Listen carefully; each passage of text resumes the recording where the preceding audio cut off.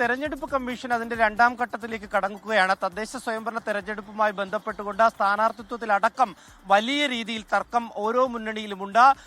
കൂറുമാറി അല്ലെങ്കിൽ മുന്നണി മാറി മറ്റ് രാഷ്ട്രീയ പാർട്ടികളിലൊക്കെ തന്നെ സീറ്റ് നിഷേധിച്ചതുമായി ബന്ധപ്പെട്ടുകൊണ്ട് പ്രതിഷേധമുയർത്തി പോകുന്ന ഒരു കാഴ്ചകളൊക്കെ തന്നെ നമ്മൾ കണ്ടതാണ്. ഇന്നലെ വരെ നിന്ന പ്രസ്ഥാനത്ത് നിന്ന് മാറി ചിന്തിക്കുകയാണ് നേതാക്കളെല്ലാം എന്നുള്ളത്, അല്ലെങ്കിൽ പ്രവർത്തകർ എന്നുള്ളത് നമ്മൾ കാണുന്നുണ്ട്. ഓരോ ദിവസവും വാർത്തകളായി വരുന്നുണ്ട്. എന്തായാലും തദ്ദേശ സ്വയംഭരണ തെരഞ്ഞെടുപ്പുമായി ബന്ധപ്പെട്ടുകൊണ്ടുള്ള നാമനിർദ്ദേശ പത്രിക ഇന്നുകൂടി മാത്രമേ സമർപ്പിക്കുവാൻ വേണ്ടി കഴിയൂ. അതുകൊണ്ട് തന്നെ കൂറുമാറുന്നവരൊക്കെ തന്നെ, അല്ലെങ്കിൽ സീറ്റ് നിഷേധിച്ചത് കൊണ്ട് പിണങ്ങിപ്പോകുന്നവരൊക്കെ തന്നെ ഇന്ന് അതിലൊരു തീരുമാനമെടുക്കണമെന്നുള്ളതാണ് നമുക്ക് പറയാനുള്ളത്.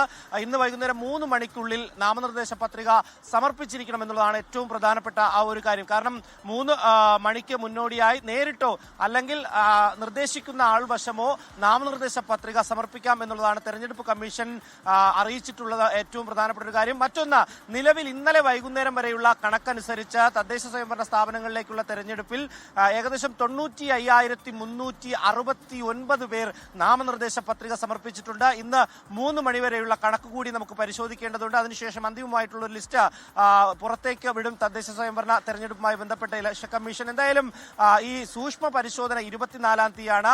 24-ാം തീയതി വരെ സൂക്ഷ്മ പരിശോധന നടത്തി അന്തിമ പട്ടിക നൽകുമെന്നുള്ളതാണ് നമുക്ക് ലഭിക്കുന്ന വിവരം. എന്തായാലും 24-ാം തീയതി പിൻവലിക്കുവാനുള്ള ഒരു ഡേറ്റ് കൂടി നൽകിയിരിക്കുകയാണ് ഇലക്ഷൻ കമ്മീഷൻ.